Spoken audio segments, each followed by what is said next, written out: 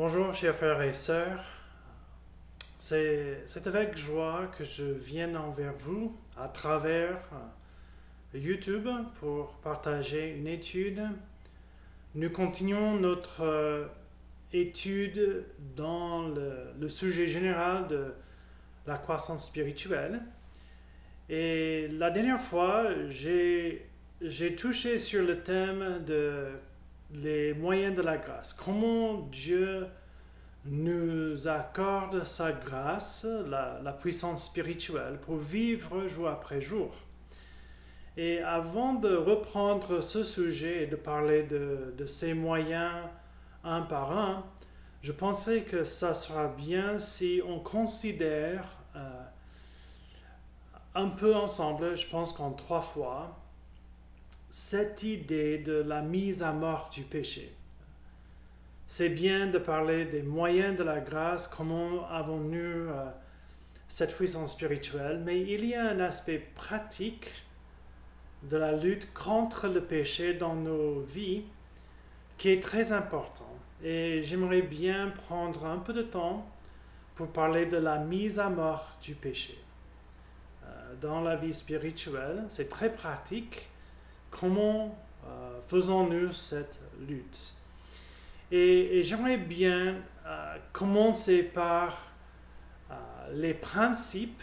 Et ces principes, j'ai tiré d'un livre que je lis en ce moment par Sinclair Ferguson.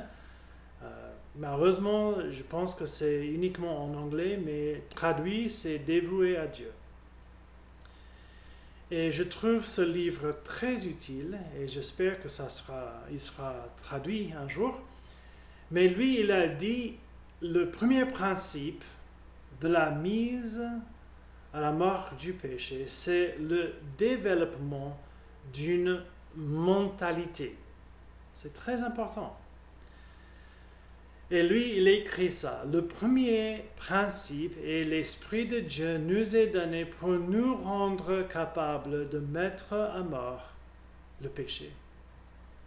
Et pour moi, personnellement, je trouve cette vérité très importante et utile dans la lutte contre le péché. Parce que ce qui est trop facile, c'est de penser « je ne peux pas, je n'ai pas la capacité, je cède,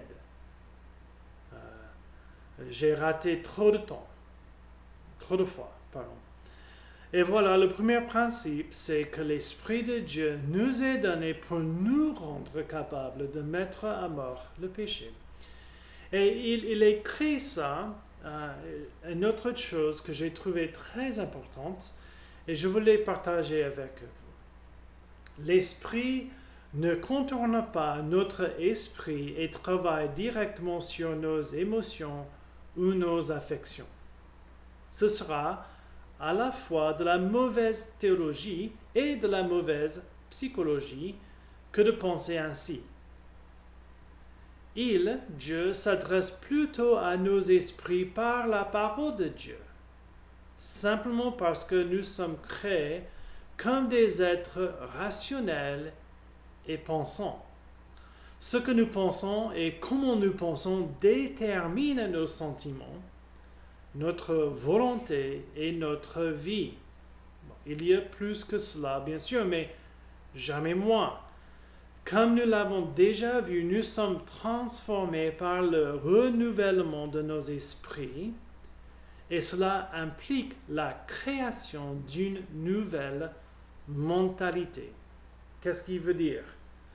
Combien de fois avons-nous dit « mais j'ai aucune envie » ou « ce que je sens c'est » et nos émotions ou notre manque de volonté nous influencent de faire ce qui n'est pas bon. Et nous commençons à penser que nous sommes des esclaves de nos émotions ou de notre volonté ou de ces pensées qui sautent dans l'esprit.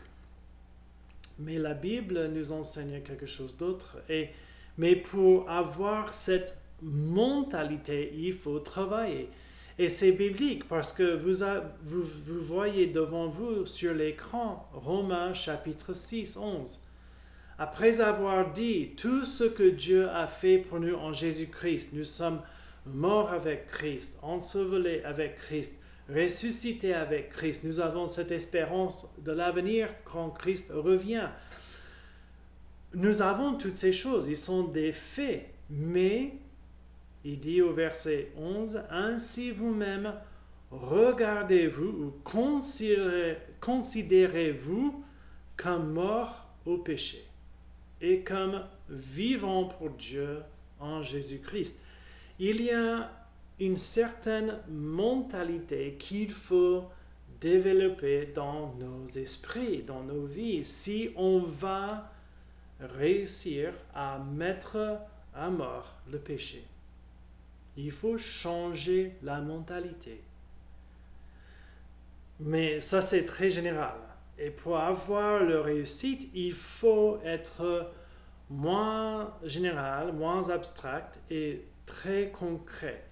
Quels sont des aspects de cette mentalité qu'il faut développer? D'accord? On va considérer 4 éléments de la nouvelle mentalité que nous devons développer exprès dans nos vies si nous voulons mettre à mort le péché. Premier élément.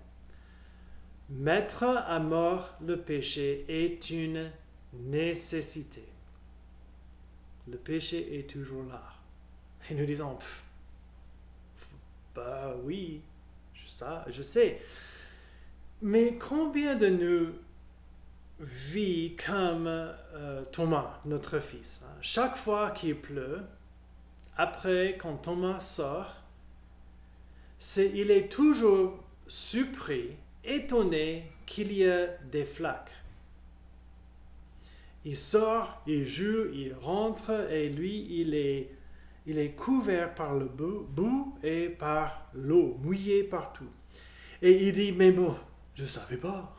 J'étais étonné qu'il y avait des flaques. C'est comme il n'a pas à l'esprit, il faut faire attention. Il y aura des flaques et il ne faut pas tomber dedans. Mais combien de nous sont comme lui? Nous vivons jour après jour et nous sommes étonnés jour après jour que nous sommes tombés dans la flaque de la colère, ou la flaque de l'anxiété, ou la flaque de la convoitise, où on dit, j'ai gaspillé, j'ai perdu beaucoup de temps en faisant rien, ou encore une fois, j'étais paresseux parce que j'ai pas fait ce qu'il fallait faire. Et nous vivons dans un état continuel d'être étonnés, mais nous sommes comme Thomas, avec les flaques. Il faut avoir cette mentalité. C'est une nécessité que je mette à mort, que je mets à mort le péché parce qu'il est toujours là. Vous lisez en Romains 8, 13, si vous vivez selon la chair, vous mourrez. Mais si par l'esprit vous faites mourir les actions du corps, et dans le contexte, il parle de la chair, le péché, vous vivrez. Il y a cette supposition que le péché est toujours là et c'est une lutte. Si nous vivons jour après jour et nous ne pensons pas dans le matin, je vais sortir de mon lit pour faire la guerre contre la chair.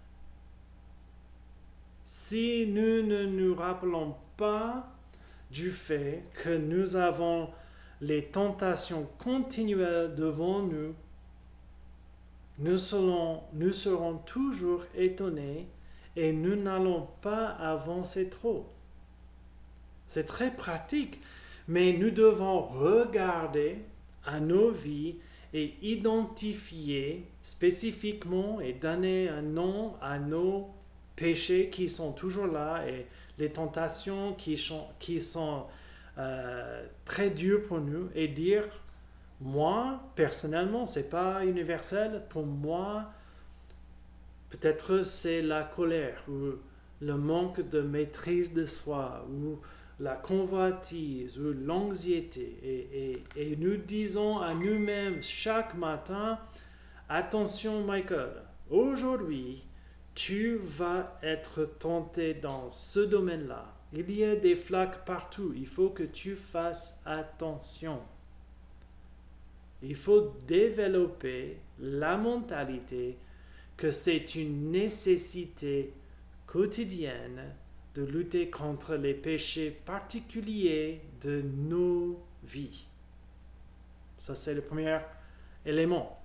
Deuxième élément, mettre à mort le péché est notre responsabilité. C'est à nous de lutter.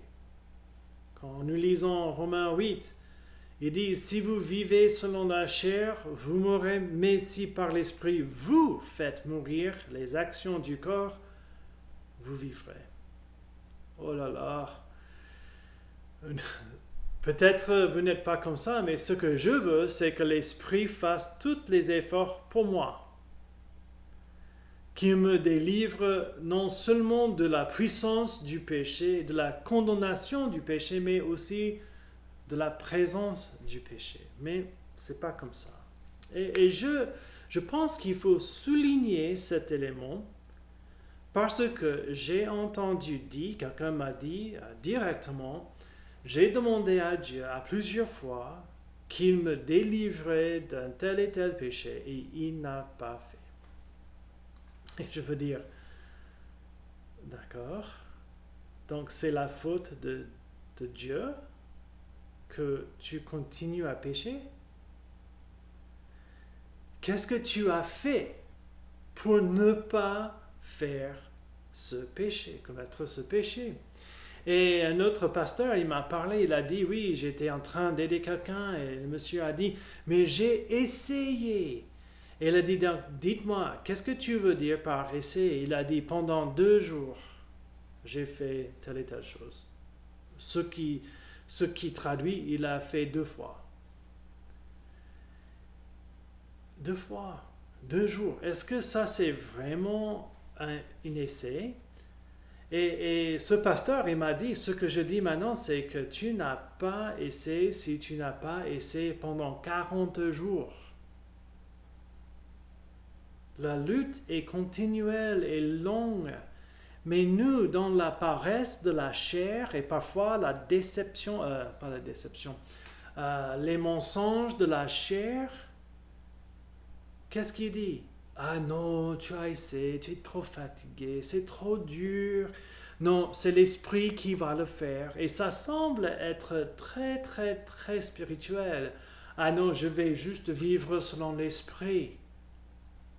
Bon, je fais aucun effort, mais je vivre selon l'esprit. Non, par l'esprit, vous faites mourir.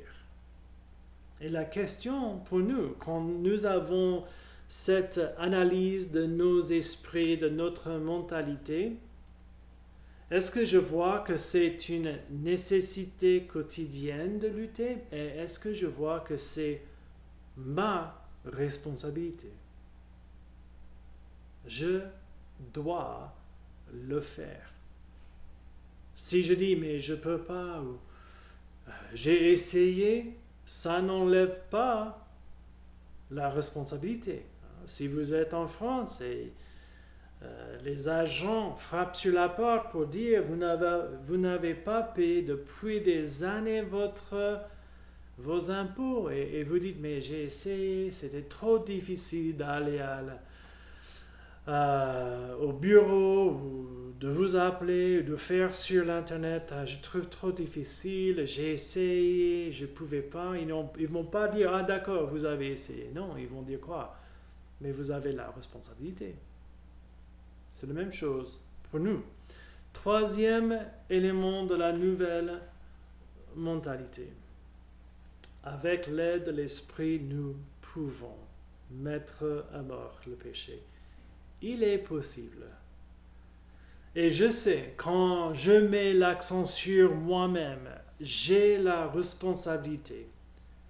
Ou si je parle à vous ou quelqu'un d'autre, vous avez la responsabilité. Tout de suite, si cette responsabilité n'est pas mariée avec la puissance de Dieu, on peut tomber vite dans la dépression, la déprime, le découragement, parce que nous voyons combien de fois nous ratons. Mais c'est pas la foi de mettre tout l'accent sur notre responsabilité sans dire à Dieu merci pour la capacité grâce à l'Esprit qui vit en moi. Regardons ces passages. Chapitre 8. Chapitres 6, 7 et 8 vont ensemble. D'accord? Et il y a cette idée. Il n'y a donc maintenant aucune condamnation pour ceux qui sont en Jésus-Christ. En effet, la loi de l'Esprit de vie en Jésus-Christ m'a affranchi de la loi du péché et de la mort. Et il continue. Puisque Dieu a fait ça en Jésus-Christ, si vous vivez selon la chair, vous mourrez. Mais si par l'Esprit vous faites mourir les actions du corps, vous vivrez. Et voici une vérité fondamentale concernant la croissance spirituelle. On a touché sur ça à plusieurs reprises, mais il ne faut pas l'oublier. Nous travaillons avec l'Esprit. Nous travaillons par l'Esprit. C'est l'Esprit qui nous dynamise pour la vie chrétienne. Et ça doit nous donner l'espérance. Parce que un problème énorme dans la vie chrétienne, face à nos échecs, face à nos péchés, nos chutes, c'est quoi? Je ne vais jamais être changé.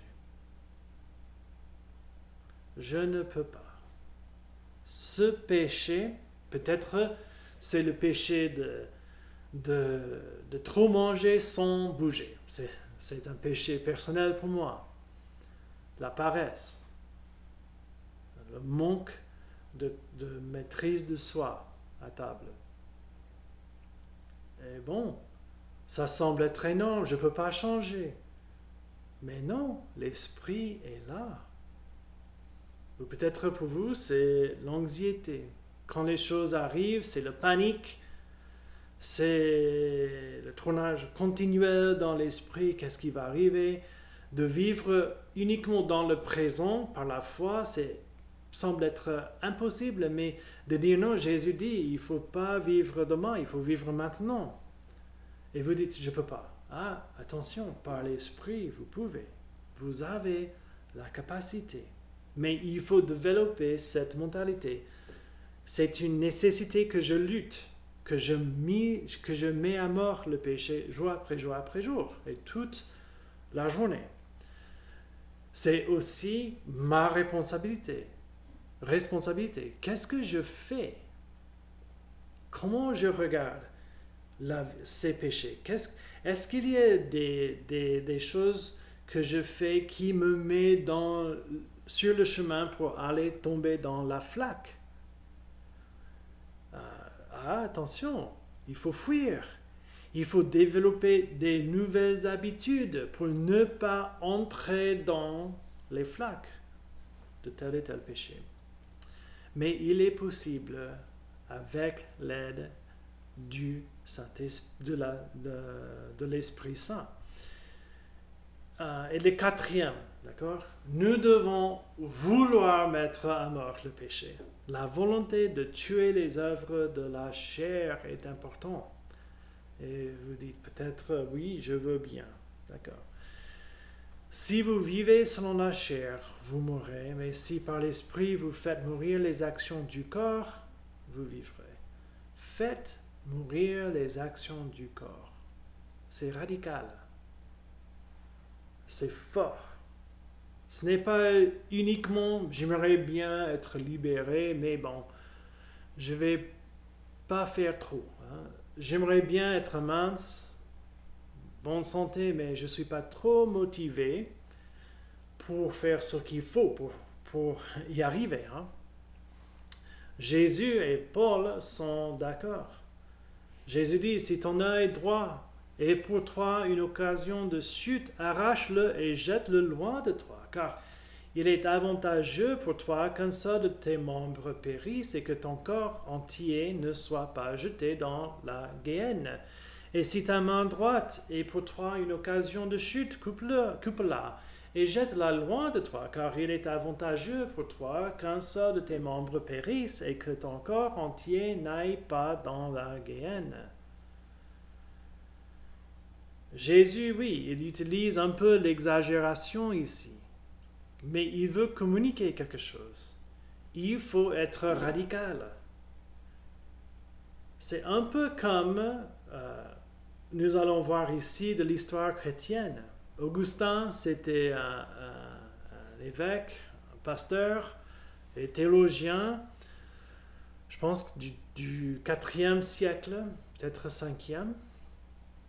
Et dans ses confessions, il a dit, moi, je savais ce que tu voulais, Dieu, et donc j'ai prié cette prière. Donnez-moi la chasteté et la continence, mais pas encore. Il était jeune, avec toutes les tentations de la jeunesse, surtout les tentations sexuelles, et il a vu cet enseignement de Dieu, le vertu que la chasteté et la continence étaient bons si on n'est pas marié. Et il a dit, j'aimerais bien l'avoir, mais pas encore. Et la question c'est quoi? Est-ce qu'il voulait ou est-ce qu'il ne voulait pas? Et par sa propre confession, on peut dire à cette étape-là de sa vie, il n'avait pas envie vraiment. La volonté n'était pas là. C'est comme, personnellement, moi-même, combien de fois j'ai dit à moi-même et aux autres, je dois faire mieux, faire le sport, mange mieux. Mais, j'ai rien fait. Mais maintenant, je dis, il faut développer. Il y a des occasions de chute partout. La nécessité de lutter, de mettre à mort le péché. Et c'est ma responsabilité. Je ne peux pas dire, ma responsabilité, je ne peux pas dire que c'est la faute de personne autour de moi. Et quand je dis, je ne peux pas, je dis non, l'Esprit Saint est là. Et je dois poser la question à moi-même, est-ce que je veux, est-ce que je ne veux pas? Vraiment. Identifier. Et s'il y a une manque de volonté, il faut dire à Dieu, je suis désolé, pardonne-moi pour la manque de volonté et aide-moi. Et on arrive juste à la fin, une citation qui touche sur ce dernier élément. Voici donc une question cruciale pour nos progrès. Et vous, chacun de vous, pour votre progrès dans la croissance spirituelle, voulons-nous vraiment surmonter le péché? Pensez, prendre 10 minutes ce soir pour parler à Dieu. Montre-moi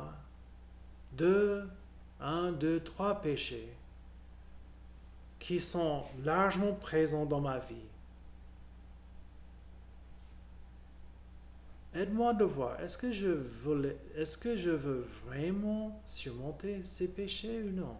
Qu'est-ce que je fais pour surmonter ces péchés? Quelles sont des actions pratiques et quotidiennes que je fais pour mettre à mort ces péchés dans ma vie? Car il semble y avoir un principe dans la sanctification. Dans une certaine mesure, nous obtenons ce que nous désirons. Ou, pour parler plus franchement, nous obtenons ce pourquoi nous sommes prêts à payer. Ça touche, hein? Ça pique. Parce que si nous sommes honnêtes et nous voyons les péchés qui continuent dans nos vies, nous devons poser la question, est-ce que j'ai vraiment envie et qu'est-ce que je fais? Quel prix je paie pour ne pas avoir à ce niveau ce péché dans ma vie? Comment pouvons-nous faire du progrès dans la croissance spirituelle? Il faut mettre à mort le péché. Mais comment? Premier principe, il faut développer une mentalité. Quelle mentalité? Comment définir cette mentalité? Il ne faut pas laisser trop flou. Hein? Il faut être concret. Première chose qu'il faut faire, c'est de voir que c'est une nécessité. Un jour ne peut pas passer où je ne suis pas en lutte contre les péchés. C'est ma responsabilité. Je ne peux pas dire, ah, c'est la faute de Dieu, le Saint-Esprit. C'est à lui, il n'a pas produit en moi son fruit. Mais je ne suis pas seul parce que je suis dynamisé, je suis aidé. C'est possible avec l'aide du Saint-Esprit. Et la quatrième chose, c'est que je dois avoir la volonté, vraiment la volonté. Et que Dieu nous aide à développer cette mentalité pour qu'on puisse mettre à mort le péché dans nos vies et faire du progrès sur le chemin de suivre notre Sauveur. Prions ensemble. Notre Seigneur, merci pour l'enseignement de Paul. Romains chapitre 6, 7 et 8. Aussi en Galates 5. Colossiens chapitre 3. Ô Père, nous voulons suivre Jésus-Christ. Il est notre Sauveur, notre Roi, notre Seigneur, notre Berger. Nous confessons beaucoup de péchés qui sont là et ils sont difficiles pour nous. Et nous ne voulons pas suivre. Donc, aide-nous de développer cette mentalité pour qu'on puisse mettre à mort le péché dans nos vies et devenir de plus en plus comme Jésus-Christ. Que le fruit de son esprit soit évident dans nos vies à travers ce que tu fais dans nos vies. Ô Père, nous voulons grandir. Protège l'Église de Pessac. Chaque membre, garde-les, utilise-les pour ta gloire et donne-les l'encouragement de voir le progrès continuel. Nous prions dans le nom de Jésus-Christ. Amen. Je vous aime, mes frères et sœurs. Vous me manquez beaucoup. Et je prie que Dieu nous aide chacun de croître dans la vie spirituelle. Dieu vous bénisse et garde. Au revoir.